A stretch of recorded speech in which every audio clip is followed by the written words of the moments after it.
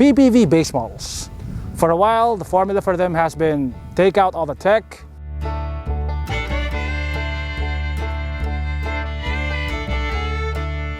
put fabric seats, a plastic steering wheel, put hard plastics everywhere.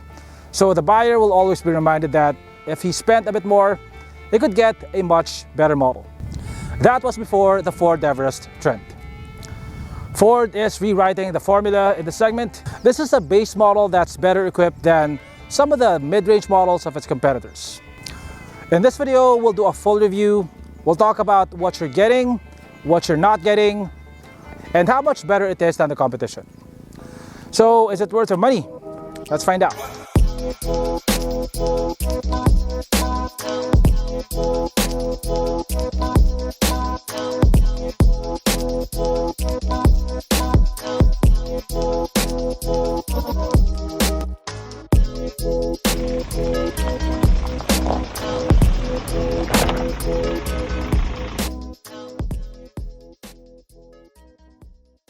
We did a walk around of the Ford Everest last week. This time it's gonna be a full review. I got to spend a couple of days with it, drove it over a couple of 100 kilometers, so I can give you a more complete assessment of what it's like to own and drive. I think the Ford Everest is the meanest looking SUV in the market. Its bigger dimensions and its boxier design give it a presence on the road that its competitors cannot match. That holds true from the top-of-the-line titanium 4x4 to the base model Trend. Here in the Philippines, we'll get 5 variants of the Everest. All of them are quite good, but I think in terms of specifications and pricing, Ford really hit it out of the ballpark with the top-of-the-line and the base model. Like I said in my previous video, the Ford Everest Trend and Limited look almost identical. Yeah, actually if you put 20-inch wheels here, it's gonna look almost the same as the titanium 4x2. There's almost nothing about this that suggests that it's a base model. It gets the same C-clamp reflector LED headlamps as the other variants, except for the top-of-the-line 4x4, which comes with adaptive matrix LEDs. It gets the same grille as the other variants, except for the Sport, which comes with a blacked-out grille. It gets LED fog lamps. It gets dual tow hooks. By the way, the only difference here at the front between the Limited and the Trend is that the Trend doesn't come with front parking sensors. I have to correct myself. On the previous video, I said that the Limited and the Trend have the exact same wheels. They're the same, but only in size. The wheels of the Trend look a bit different. On the Limited, these spokes are all straight. On the Trend, these are slightly bent. I'm not sure why Ford didn't just go with one wheel design, since they're both 18 inches anyway, and there's probably no cost savings by putting different wheels on the Trend. The new Ford Everest may still be based on the old T6 platform, but Ford made some very significant changes, both on the outside as well as under the skin. The previous Everest was already the biggest in its segment, but Ford stretched it in every dimension and made it a lot bigger. The wheelbase is longer by 2 inches and the track is wider by 2 inches. They moved the front axle forward, and the benefit to that is that the approach angle has been improved. It is now 30 degrees. There's also one more reason why they did that. Ford is introducing 2 new power plants for the Everest, a V6 and the hybrid power plant. As of now, we're not sure if those are coming to the Philippines, but I hope they do. Like I said in my previous video, from the side, the Trend looks almost the same as the Limited, except for the wheels, but only slightly different. Like the Limited, this also gets proximity sensors. So to unlock the doors, you don't have to get the key from your pocket. You can just put your finger here. And to unlock it, you can just put your hand here. This also gets power folding side mirrors with reflectors. These roof racks are rated at 100 kilograms of dynamic weight and 300 kilograms of static weight. All variants of the Everest now come with disc brakes on all 4 corners. It gets a double wishbone suspension at the front and a rigid axle with coil springs at the back. So here at the back is where the Trend is most distinguishable from the other variants. The Everest badging on the Trend is embossed like this. On the Limited, they look like this. But this also gets LED tail lamps. You just don't get the LED bar at the center. you get rear parking sensors, and you get a manual liftgate. By the way, that's one more difference between the Limited and the Trend. The Limited comes with a power liftgate. So in here, you get this much cargo space, which is 39 more liters than the previous Everest. Here in the Philippines, we only get 2 engine options for the Everest. The 2-liter bi-turbo and the 2-liter single turbo. Only the top of the line 4x4 gets the bi-turbo. The rest, including the Trend, get the single turbo, which produces 170 horsepower and 405 Newton meters of torque. The top of the line is also the only one that gets a 10-speed transmission. The rest, including the Trend, come with a 6-speed automatic transmission. Without question, the Ford Everest Trend has the best looking interior in this segment. Compared to other PPVs priced at 1.8 million pesos and below, there's just no competition. This looks a lot more premium and a lot more modern. Even compared to mid-range variants of its competitors, I think this has more of a wow factor, and I think that's mostly because of this 10-inch vertical screen. This has the same screen as the Limited and also the Sport. This gets Apple CarPlay, it gets Android Auto, you also get a reverse camera. You get active guidelines. The resolution is okay. You also get rear parking sensors, but you don't get front parking sensors. You get single zone air conditioning, a wireless phone charger. You get power folding side mirrors, automatic headlights. It's just ridiculous how well equipped this is for a base model. You also get this 8-inch screen over here. It looks really fancy, although if I had to nitpick, I wish this tachometer didn't look like this. For one, it's hard to tell what your RPM is without actually looking at the number. It's very small. I wish they went with a more traditional looking tachometer, even if it was digital. But yeah, like I said, I'm nitpicking. In terms of materials, this is far ahead of the competition. So like I said in the intro, most base models come with fabric seats, plastic armrests, and a plastic steering wheel. This still has plenty of plastics, like this is hard plastic over here, but all the touch points are covered in soft leather. Like this armrest over here is covered in leather. This is also leather wrapped over here. The seats are covered in leather, and by the way, the driver's seat is power adjustable. Like I said, ridiculous for a base model. Even mid-range models from its competitors don't come with powered seats. And best of all, it comes with a leather wrapped steering wheel. Now, one of my pet peeves are plastic steering wheels, since it's the part that you touch the most. And if you get a cheap feeling steering wheel, I think it just ruins the driving experience.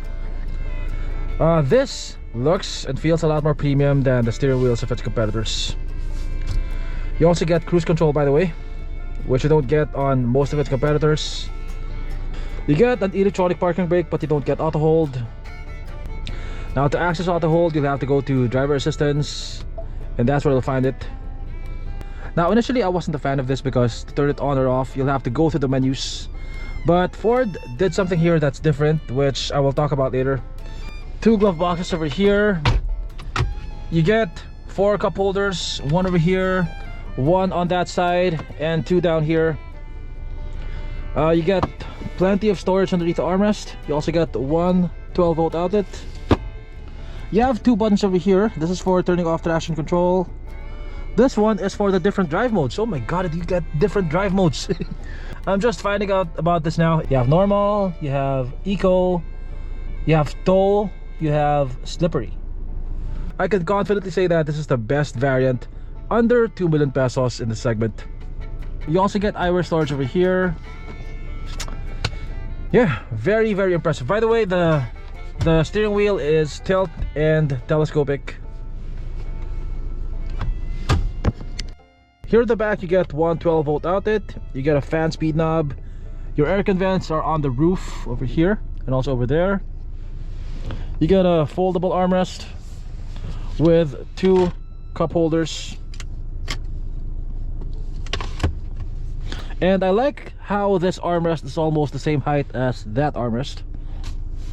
The seats can be moved forward and back like so. They can also be reclined. Headroom is quite good. I'm guessing that's about 4.5 inches of headroom. To get to the third row, instead of pulling on this, pull on this instead, and you'll move the seat forward. So I have plenty of space here to get to the third row. Okay.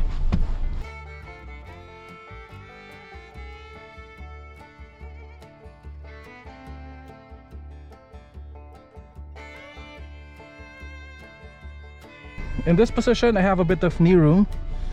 I don't have a lot of space for my feet though. But that's maybe because I have big shoes right now. So headroom is very limited. I can barely fit one finger on top of my head. You do get one cup holder over here and another one on this side. I don't see any 12-volt outlets. Okay, so like I said before, the Ford Everest Trend has auto hold, but you don't get an auto hold button here. You'll have to go through the menu, go to driver assistance, and then click on auto hold. Yeah. So what I like about the auto hold of the Everest is that if you just step on the brakes like this and you come to a complete stop, it doesn't engage automatically. Like I see, you have to really press on the brakes like that. Now it's engaged.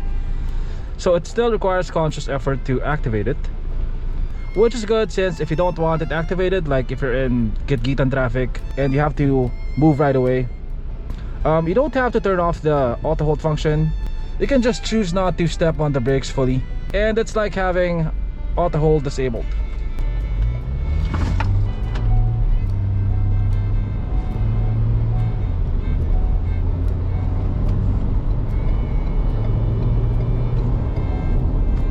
Okay, so we're now driving the Ford Everest Trend on the highway. So the Trend has the same engine, the same mechanicals as the other variants, except for the top of the line 4x4. So if you're considering buying a limited or a titanium 4x2, it should mostly be the same as this, at least in terms of acceleration and NVH levels. So in terms of NVH levels, it's actually very quiet inside the cabin. You can barely hear tire noise. You can barely hear the engine, and surprisingly there's not much wind noise, which is impressive considering that it's shaped like a box. One reason why you choose a PPV over something like a crossover is if you want something that's rugged, whether in terms of looks or in terms of usage. In terms of looks, definitely no crossover looks as rugged as this behemoth. Now, this isn't exactly hardcore off-roading, but I'd still be wary of driving a small crossover over a path like this.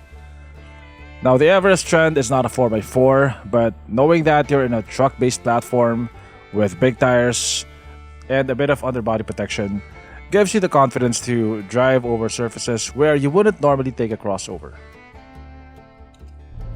I drove the Everest on twisty roads, I drove it on the highway, in city traffic, on well-paved roads, and on dirt roads. On every road surface, it never felt like a fish out of water. The suspension offers a good balance of comfort and handling. It offers plenty of articulation when you're going off-road. The Nissan Terra was my standard for ride quality. It still is, but I think the Ford Everest offers a better balance between ride quality and handling. The suspension is soft, but it doesn't feel as boaty as the Terra, which gives you more confidence when driving on twisty roads like this. It feels more refined than its competitors, thanks to its quiet engine and its sound insulation. The leather-wrapped steering wheel also helps. Gripping a plastic steering wheel on a 2-hour drive, you just get constantly reminded that you're in a base variant. The Everest Trend never quite feels that way. The Everest is the only PPV that comes with electronic steering. At parking lot speeds, you can practically steer it with one finger, but it does get heavier at highway speeds. Now that could be a good thing or a bad thing depending on your preference. It definitely makes parking the car a lot easier, but some like having a bit of weight and feedback from their steering, and I'm one of those people. The steering ratio is not very quick, but that is par for the course when it comes to PPVs. The 6-speed transmission is pretty smooth. The shifts are almost imperceptible. It almost always knows which gear you want to be in. And I like how it downshifts when you're going downhill. Fuel economy is decent. I got about 9 kpl in the city and about 15.9 kpl on the highway. Compared to other base model variants like the Fortuner G, the Nissan Terra VE, and the MUX LSA, the Ford Everest Trend is ahead in a lot of ways. In terms of tech, it is way ahead of the competition. Both the Fortuner G and the MUX LSA are quite basic. They don't come with a push start button, no cruise control, and all base variants come with fabric seats and plastic steering wheels. The Trend is so far ahead of the base models of its competitors that it's practically competing with mid-range models priced at 2 million pesos and below. Out of the 5 variants of the Everest, it is the top of the line and the base model that stand out the most. Like one of you said in the comments before, Ford is out for blood. They did a lot more than what was necessary to compete, and they practically rewrote the rules of the game. There's nothing at this price that feels as premium and as well equipped as the Ford Everest Trend. And with Ford's new 5-year warranty on the Everest and the Ranger, this is a very compelling choice. Thanks for watching. Please consider subscribing, and I'll see you on my next video.